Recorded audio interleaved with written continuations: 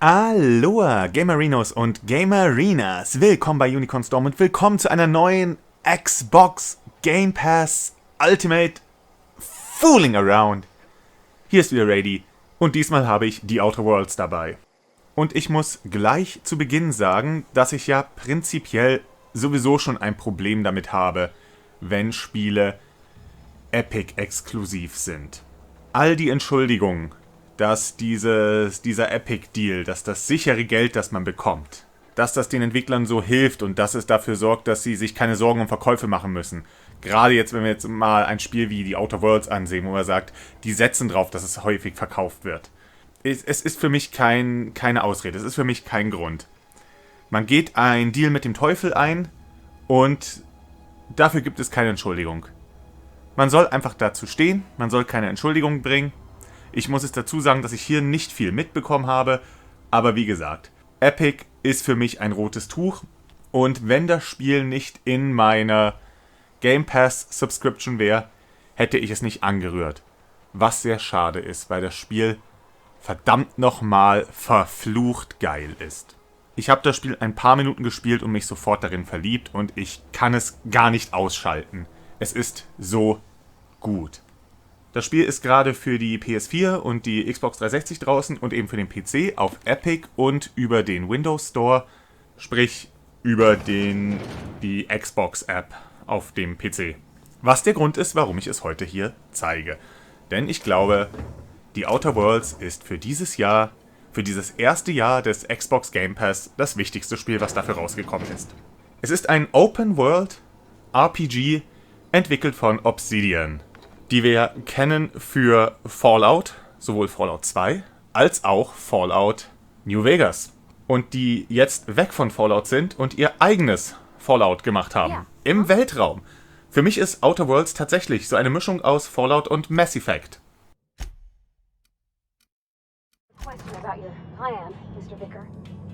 Of course. The cosmos is generated and directed by the universal equation, also known as the Grand Plan. Wir haben einerseits dieses Space Opera Ding mit verschiedenen Welten. Wir haben unser Raumschiff und eine Crew, die wir ansammeln können.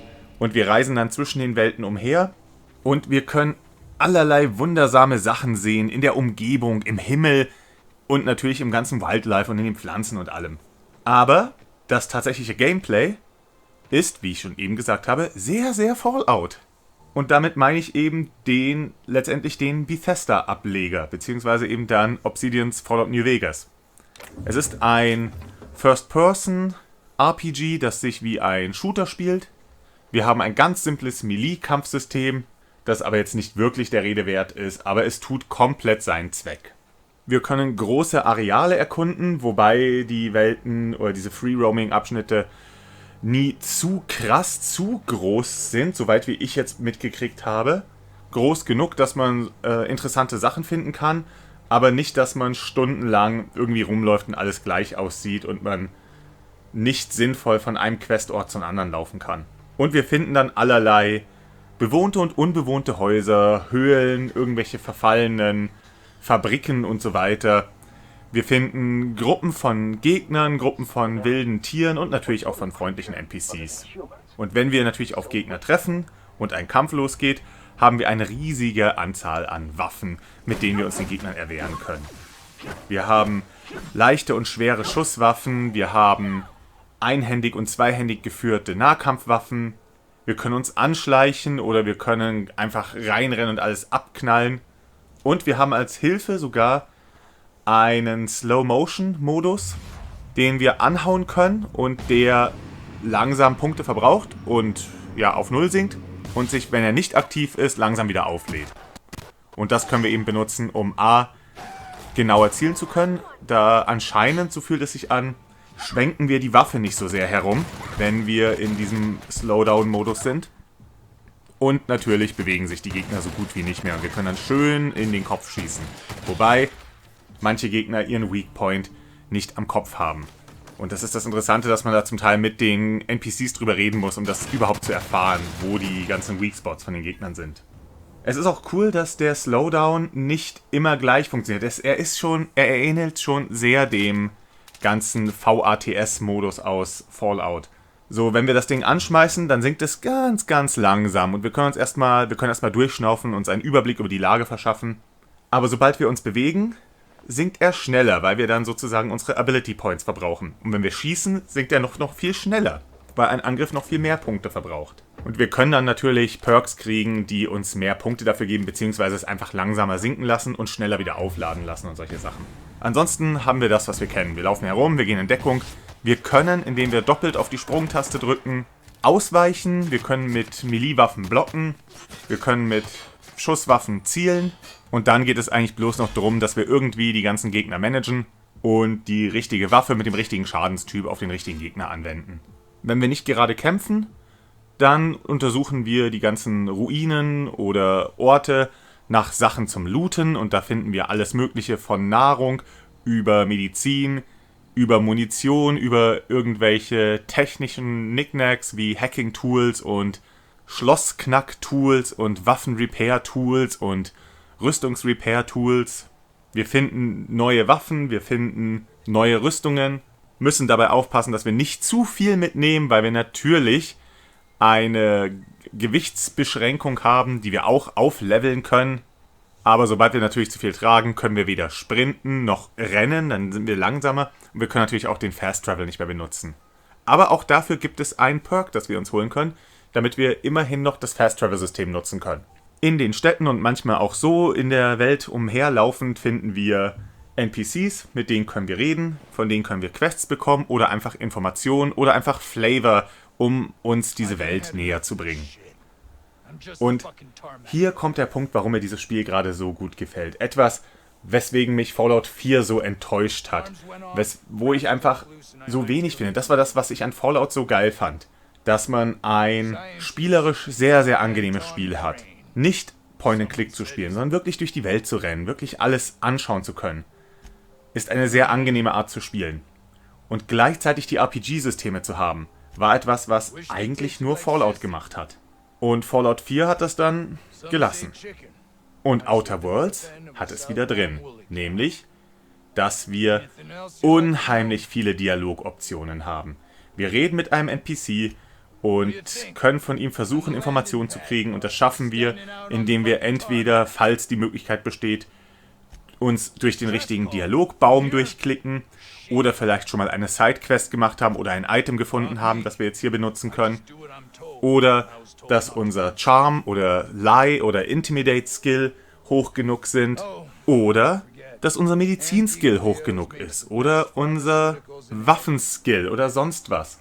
Falls es um eben diese Art des Gesprächs geht, falls wir über Waffen reden, dann können wir unseren Waffenskill benutzen, um eine bestimmte Antwort zu geben. Und das ist so cool. Ich liebe dieses System. Alles, was man hat, jeder Skill, ist auch in den Gesprächen wertvoll. Und das ist was Skyrim zum Beispiel gar nicht gemacht hat oder überhaupt Elder Scrolls nicht gemacht hat. Da war Redekunst immer so ein Skill, den man halt vernachlässigt hat. Der war halt dafür da, dass man irgendwann weniger bezahlen muss hier an die Wachen und ansonsten hat man alles über irgendwelche Minispiele gemacht. Die Elder Scrolls Spiele sind nicht wirklich Rollenspiele. Sie sind mehr Sandkästen, Verkleidungsspiele. Und dieses Spiel hat es wieder drin, dass alles, was ich mache, gibt mir irgendwo eine Möglichkeit, meinen Charakter weiter auszuspielen.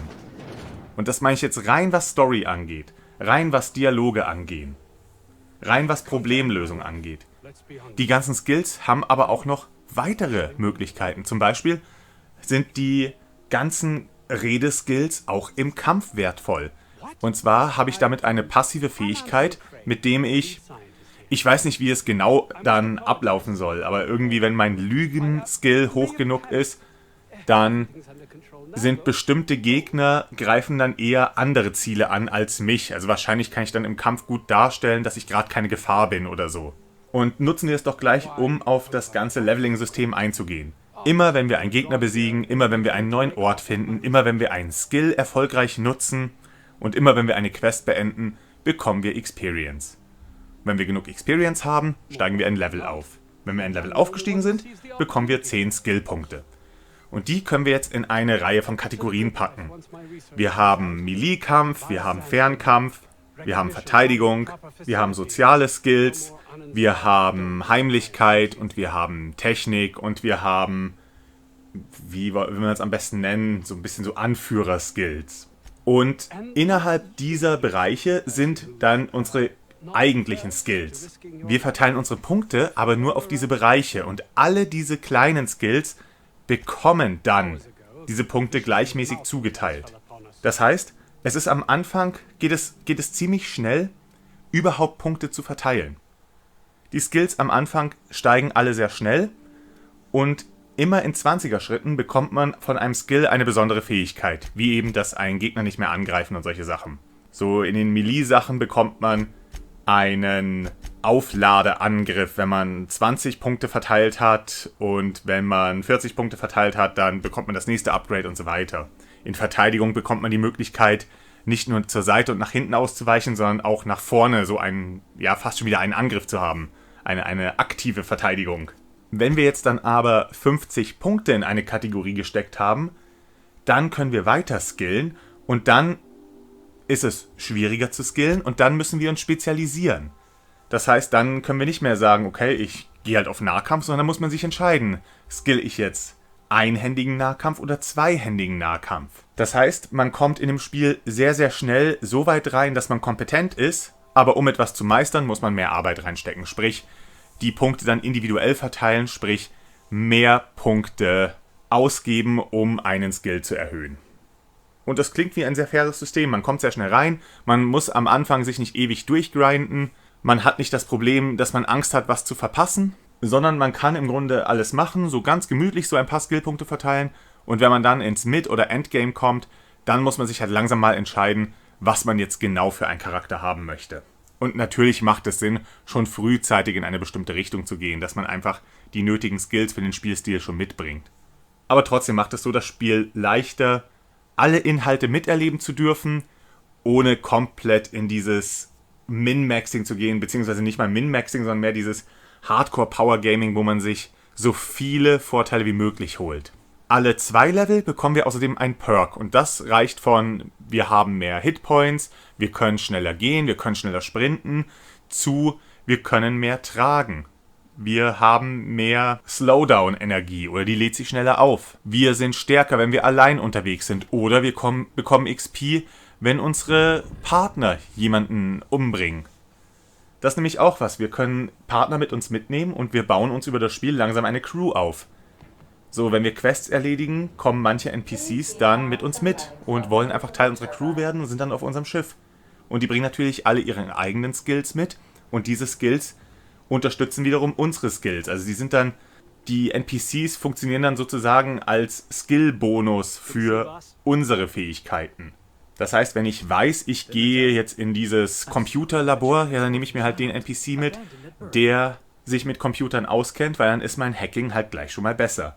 Und wenn wir beim Hacking schon mal sind, das war etwas, was mich an vielen Spielen sehr gestört hat, dass man nicht versuchen darf, ein Schloss zu öffnen, wenn der Level davon zu hoch ist.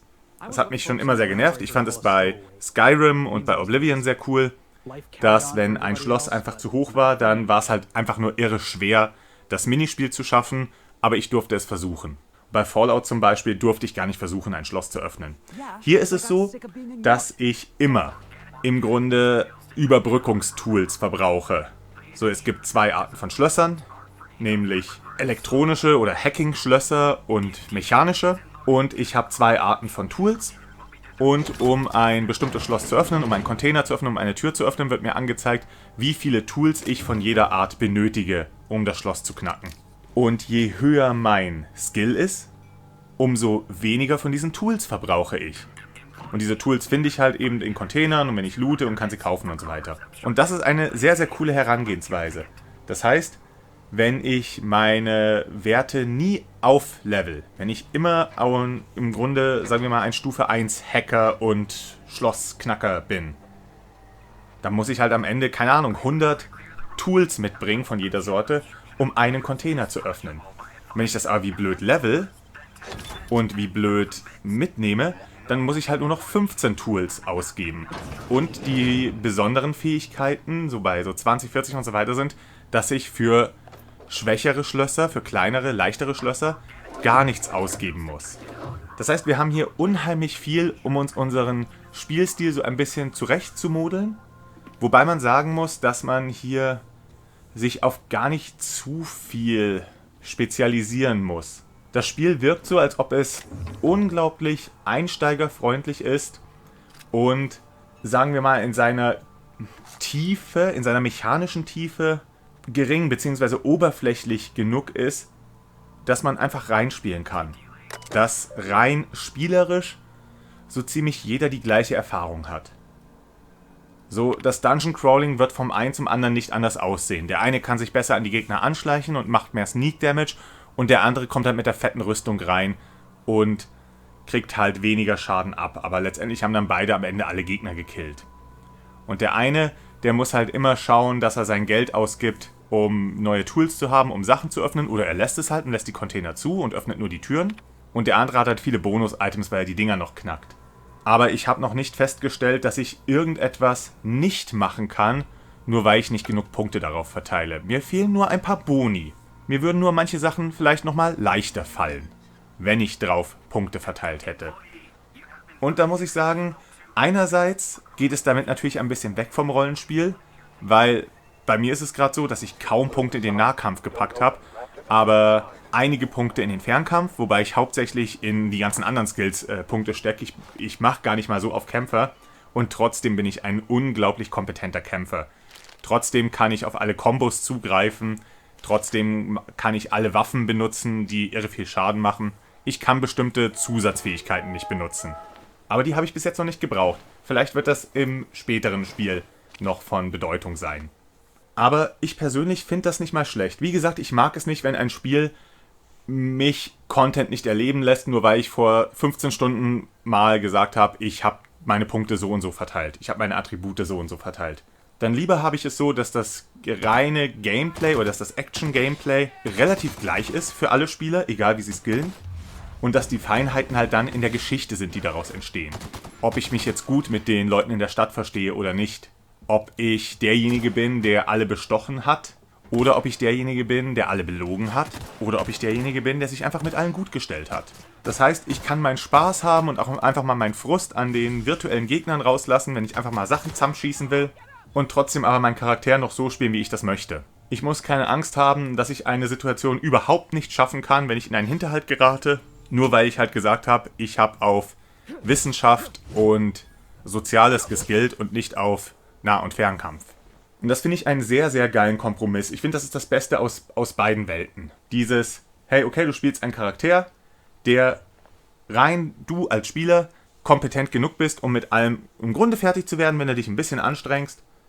Aber wenn du richtig gut sein willst, oder wenn du alles mitnehmen willst, wenn du all die kleinen Nuancen haben willst, dann solltest du dich vielleicht irgendwann spezialisieren.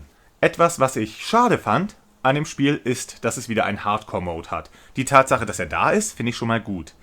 Aber wenn wir den Schwierigkeitsgrad auswählen, haben wir die Möglichkeit zwischen Story, das heißt, das ist dann der leichteste Modus, wo es einfach nur darum geht, Spaß zu haben mit der Geschichte und seinen Charakter zu spielen, wie man will. Dann natürlich normal, ist klar, das steht auch da, so wie es geplant ist, so wie es von den Entwicklern vorgesehen ist.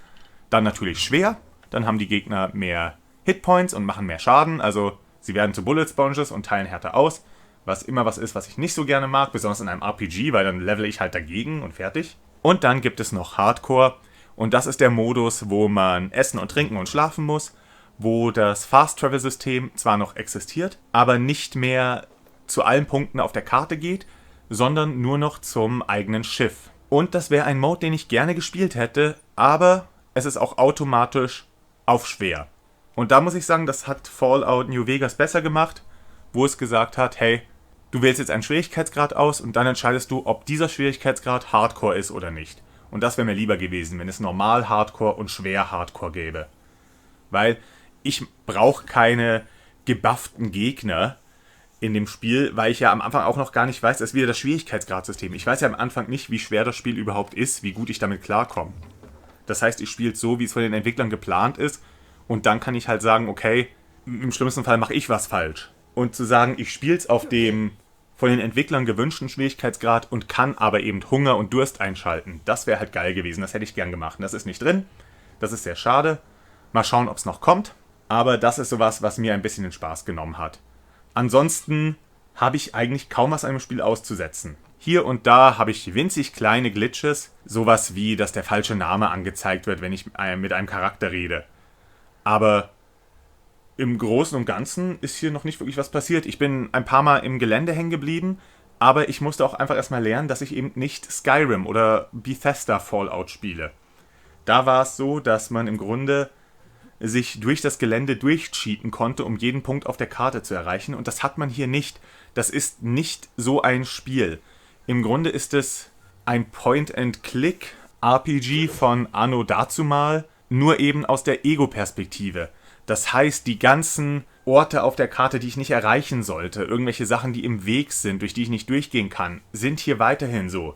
Es sind viele Stellen im Spiel, wo man sagt, ja, da kann man doch locker draufspringen, die jetzt vielleicht nicht Container sind oder sowas, weil mit Containern und Bauwerken ist das kein Problem.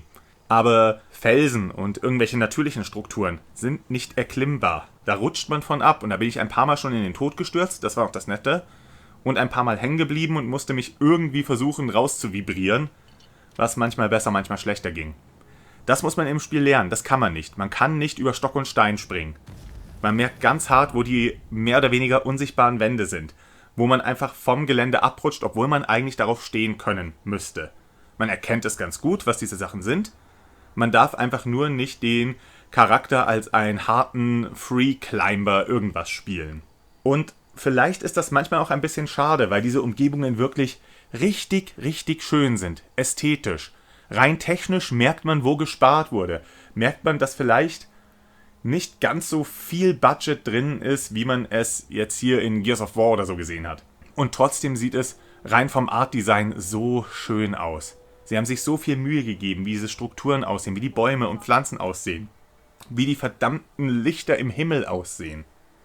Und dann fliegen da kleine Container und Raumschiffe noch mit rum. Das Spiel ist eine Augenweide und da ist es manchmal schade, dass man nicht irgendwelche entlegenen Plätze auf der Karte aufsuchen kann und von dort die Welt aus anschauen kann. Aber trotzdem, das, was wir haben, ist einfach irre schön und dazu kommt ein Writing, was sich nicht ganz ernst nimmt. Man muss es ein bisschen mit demselben Fallout 2 Humor nehmen. Es ist alles ein bisschen, ja, voll mit schwarzem Humor, alles ein bisschen lustig und trotzdem haben wir eine ernste Geschichte und wir haben auch ernste Charaktere. Und wir haben sehr gut geschriebene und gespielte Charaktere. Wir haben hier nicht irgendwie zwei Voice Actors, die alle Zeilen irgendwie relativ neutral vorlesen und dann haben wir damit eine Geschichte, die vielleicht gut geschrieben ist, aber eben nicht sonderlich gut vorgetragen ist. Sondern wir haben Charaktere, die sowohl im gesprochenen Wort als auch in der Art, wie sie es sagen, unheimlich viel über ihren Charakter mitteilen. Und wo nicht immer ersichtlich ist, wer jetzt gut und böse ist. So dass vielleicht das große Arschloch am Ende einfach nur ein großes Arschloch war, aber keinen wirklich bösen Plan hatte. Ein paar von diesen Arschlöchern kommen dann in unsere Crew und sind dort produktive Mitglieder. Ein paar andere Arschlöcher meinen, dass sie das Richtige tun und ihre Kontrahenten, die vielleicht viel netter wirken, haben eigentlich keinen wirklich besseren Plan. Je nachdem, welchen Companion wir dabei haben, reagieren die NPCs auch anders auf uns. Und es kann zu anderen Dialogen kommen. Also das Spiel bietet so viel zum Ausprobieren, so viele Arten, diese Geschichte zu erleben. Und ganz ehrlich, ich freue mich eigentlich schon am meisten drauf, wenn ich hiermit durch bin, auf alle möglichen YouTube-Channel zu gehen und zu schauen, was andere Leute für Geschichten erlebt haben. Und dann hier, um einfach mal Werbung für den zu machen, zu Oxhorn zu schauen, dem sein ganzes Fallout-Zeug ich mir schon angeschaut habe, der zum Teil eine Inspiration für mich war in manchen Inhalten. Und von dem ich weiß, dass er auch gerade Outer Worlds spielt. Und ich freue mich einfach zu sehen, was er macht. Weil er sowieso eine geile Art hat, diese Spiele zu spielen. Und was er sich aus dieser Story rausholt, was er alles findet. Wie er die Charaktere kennenlernt. Das ist was, wo ich mich tierisch drauf freue. Das ist einfach ein Spiel, wo das ganze Rollenspiel im Writing liegt. Nicht in irgendwelchen coolen Zaubern und Effekten, die man hat, sondern wirklich in den Dialogen, die man hat. In der Entwicklung der Geschichte. In den NPCs, denen man begegnet. Und deswegen ist Outer Worlds einfach ein Spiel, das ich so krass fand, dass ich mich so verliebt habe. Das schade ist, dass es davon keine verdammte Collectors Edition gibt, weil ich habe geschaut. Ich habe geschaut, ob es da irgendwas gibt, aber nein, ich habe nichts gefunden. Und mich hat das Spiel bis vor ein paar Tagen nicht mal interessiert. Ich habe davon gehört, ich habe gewusst, dass ich es mir mal anschauen werde, aber ich habe mich nicht wirklich dafür interessiert. Und jetzt, wow, bin ich so froh, dass ich es gespielt habe. Und ich hätte es nicht gespielt, wenn es nicht in meiner Subscription wäre. Es ist schade, dass es Epic exklusiv ist, zumindest für ein Jahr. Und insofern möchte ich gar nicht dazu raten, das Spiel unbedingt zu kaufen. Einfach um auch diese Nachricht an die Entwickler zu geben und an Epic zu geben. Aber sagen wir mal, für die Leute, die den Xbox GamePass haben. Oder die Leute, die überlegen, ihn sich zu holen. Ist das ein schönes Spiel, was man damit spielen kann. Und es sendet vielleicht auch die Nachricht, dass man vielleicht sagt, hey, in einem faireren System kommt das Spiel auch an. Und trotzdem, auch wenn ich sage, ich möchte gar nicht, dass ihr euch das Spiel kauft, tut euch den Gefallen, schaut es euch an. Aber was auch immer ihr jetzt tut, habt noch einen großartigen Tag. Das war's von Raidi. Und wir sehen uns beim nächsten Spiel.